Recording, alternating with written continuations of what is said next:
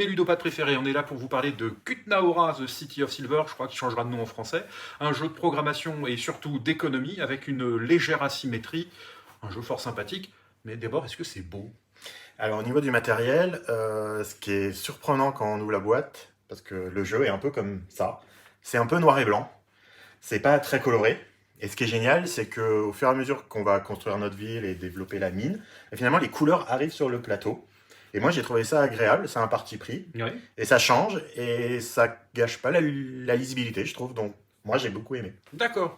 Alors c'est foil, c'est brillant. Quand je dis foil, il y a vraiment une brillance métallique. Le matos est en matériaux recyclés, en bois recyclé, qui donne un côté un peu plastique, mais qui est vraiment agréable. Et je pense que pas mal de gens devraient s'inspirer ou reprendre cette matière. Il y a quelques icônes quand même qui sont pas très lisibles de loin. Si on est un peu éloigné de la table ou qu'on est à l'autre bout de la table, il y a des toutes petites icônes qui sont très importantes pour le marquage de points. Ben, on n'y lira pas. À mes yeux, c'est un matériel qui va mal vieillir à cause de ce côté foil et qui va un petit peu s'égratigner un peu à droite et à gauche. Tout dépend de la quantité de parties qu'ils ont fait avec. Euh, Quand même, la manipulation du marché est un peu fastidieuse tout de même. Oui, parce qu'il y a des petites languettes à tirer, une carte à mettre de l'autre côté. Alors, c'est un peu fastidieux. Le point, c'est que quand même, il y a quelqu'un qui va être en permanence à côté de Mhm. ce marché. Et il va falloir, il va le mettre à jour souvent, quoi. Et lui, il va avoir beaucoup de manipulations à faire. Par contre, c'est contrebalancé, je trouve, par le fait qu'il n'y a qu'une seule ressource dans le jeu. Alors, il y en a plusieurs, mais il n'y en a qu'une qu'on manipule, c'est l'argent. Et avec l'argent, on achète les différentes ressources, mais ça reste virtuel. Donc ça, c'est bien. Pour une fois, il n'y a pas 15 000 jetons devant soi et on n'arrête pas de faire la monnaie. Là, on prend son argent, on paye, on récupère. Ça va, c'est simple, c'est rapide. Du coup, il n'y a que ce matériel qui va bouger. Et du coup, on arrive très, très vite à court de ce qui est proposé dans le jeu. Il n'y en a pas assez, en fait. C'est arrivé, ouais. C'est un peu bizarre, À ça. chaque partie, c'est arrivé, en fait. Ouais. Manque d'argent, manque de pièces. Oui. Bon. Est-ce que c'est simple? Est-ce que c'est complexe comme jeu? Alors, moi, j'ai trouvé que la lecture de règles était vraiment facile. Finalement, le jeu est pas si, je sais pas, je vais dire expert que ça. C'est, voilà, on a des cartes, il y a des actions dessus. On a 6 cartes, on va en jouer 5. Il y en a une qu'on jouera jamais. Il y a ce petit jeu de programmation. Voilà, moi, je trouve ça plutôt facile d'accès. Je sais pas ce que tu en as pensé. Ça s'explique en 20-30 minutes assez simplement. On a ces 6 actions à décrire une par une. On en a 2 à choisir dans le tour. Et puis au Hmm. troisième tour de la manche, eh ben, il y aura une action simple.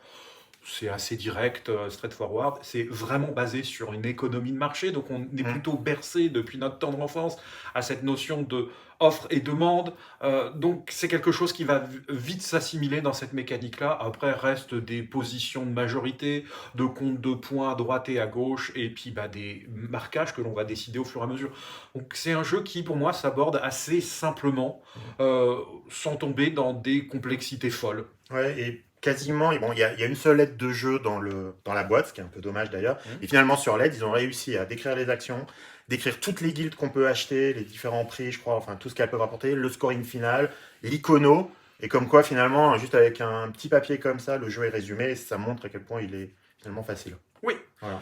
Quelle sensation? Je crois que c'est la question la plus difficile sur ce Alors, la jeu. sensation, c'est pour moi, il va vraiment y avoir deux catégories, les parties à 3 joueurs, les parties à 4. Oui.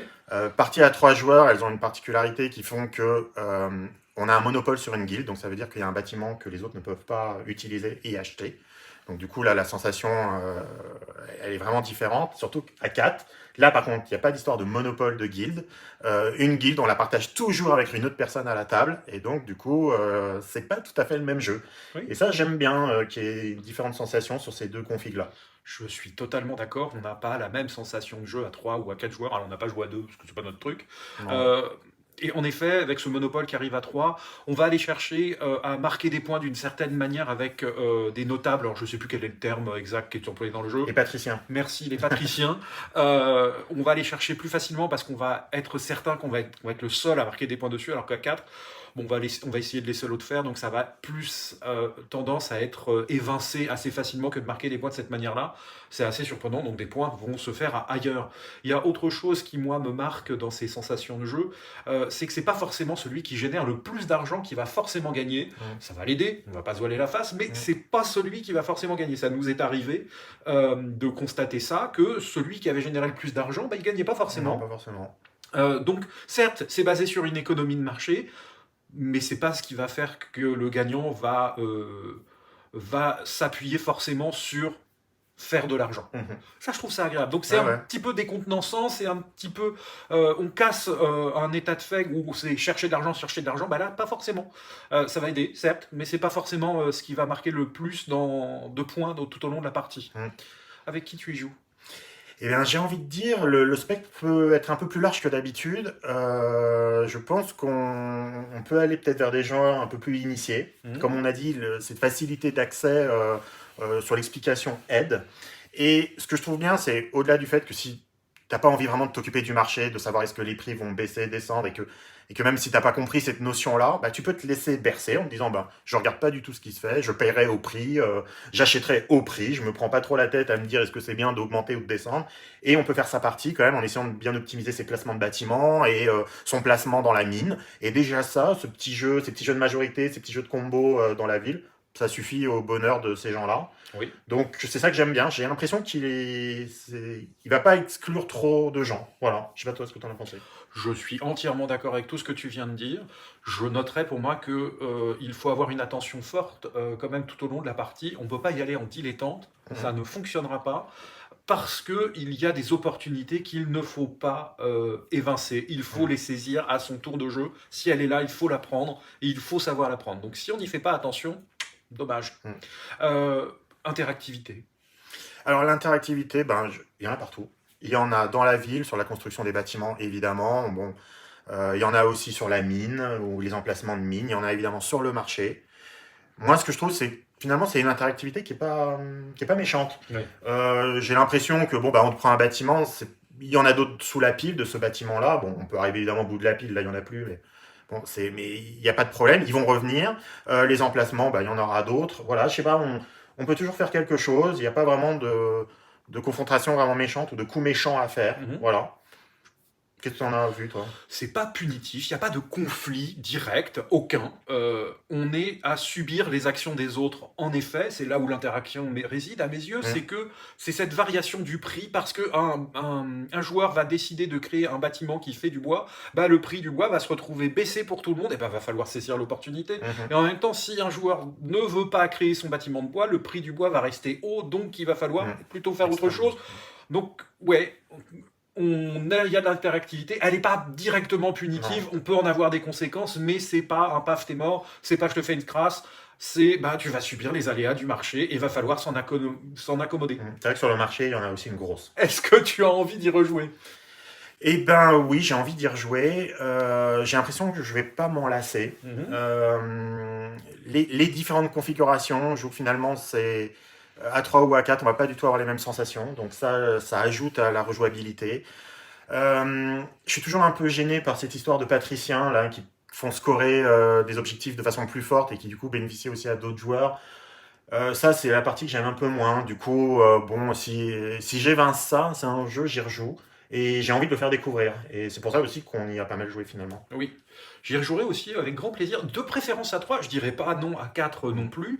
Euh, je crois que j'y jouerai plus facilement avec des gens qui ont déjà une certaine expérience du jeu. C'est pas forcément un jeu que j'ai envie d'initier trop de monde. Non pas que j'ai pas envie de faire découvrir le jeu, mais j'ai envie de l'appréhender avec des gens qui ont déjà une expérience parce qu'il en demande une finalement. Ce que je voudrais aussi ajouter sur cette notion de rejouabilité, c'est qu'en effet, l'affluence des joueurs est énorme en fait. Et c'est en Mm. ça où il n'est pas monolithique. C'est que tu peux choisir de créer ce bâtiment qui va complètement influencer les autres joueurs, ou un autre bâtiment public qui va influencer le marché d'une autre manière, et il va se construire très très très différemment en fonction de la, j'allais dire de la cadence, de la rythmique du joueur, parce qu'il va peut-être créer son bâtiment plus tard dans la manche, plutôt qu'un autre va le faire plus tôt, ce qui va créer une dynamique très différente au niveau du prix, et donc on va aborder le jeu d'une manière vraiment, vraiment unique à chaque fois. Mm. C'est en ça que je l'apprécie finalement, il est perturbant. Après, je comprends qu'il y ait des gens qui soient très attirés par des jeux très calculatoires et ils vont pas se sentir à l'aise avec celui-là. Parce qu'ils vont dépendre d'un prix de marché qu'ils ne maîtrisent pas. Le prix n'est pas fixe. Je comprends que ça puisse perturber des gens. On sait dans quel sens il va évoluer, mais on ne sait pas forcément. Parfois, juste l'évolution ne se fait pas. Ça peut être le même prix, et ça sera qu'au tour d'après où éventuellement il va avancer, il va augmenter. Donc, il y a un peu.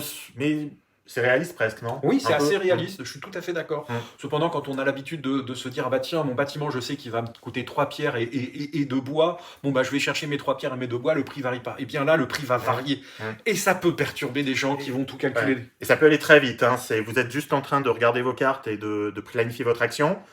Le joueur finit de jouer, vous êtes prêt à jouer, et là vous regardez le marché, là vous faites ah, le bois vient de prendre une pièce de plus, et ça va coûter. Et du coup, je peux plus J'ai plus assez. j'ai plus assez, donc bah, je vais faire autre chose. Mais voilà. Et au moins, on peut quand même généralement s'en sortir. Quoi. Oui, on va s'en sortir. Mm. Mais je reviens sur cette notion que des joueurs qui vont avoir l'habitude d'avoir un prix fixe pour l'achat de bâtiments vont être vraiment perturbés dans celui-là, alors que c'est toute son originalité, c'est tout son sel. En effet.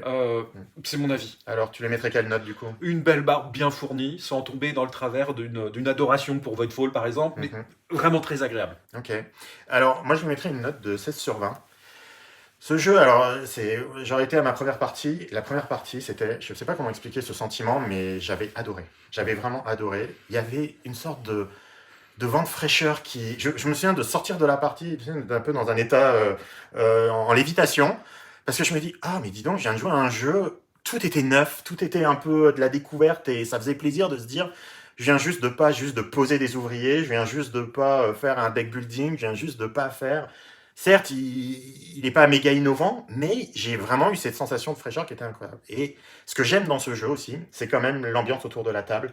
C'est quand même le seul jeu où à une partie, on a vu des joueurs dire à d'autres joueurs, mais commencez à construire vos bâtiments parce que le prix était trop cher. C'est quand même dingue de se dire, d'habitude, où tous ces jeux-là, bon, bah, chacun prend son tour et voilà, et on parle pas forcément, mais il se passe pas grand-chose autour de la table. Là, il y a des moments où il y a une sorte de révolte populaire en disant, le bois est trop cher, il faut construire, il faut mettre de la production de bois pour que le bois baisse, quoi.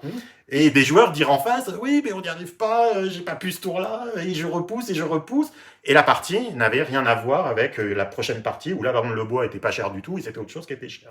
Et c'est ça que j'aime, c'est ce... Certes, c'est peut-être un peu moins maîtrisable, mais il y a ce petit vent de fraîcheur qui, pour moi, du coup, je l'ai bien aimé, et en 2023, c'est un des jeux que je retiens. Oui. Voilà. En tout cas, moi, je lui souhaite un grand succès, j'espère qu'il en aura en tout cas. Il mérite. Oui. Sur ce, Salut. ciao!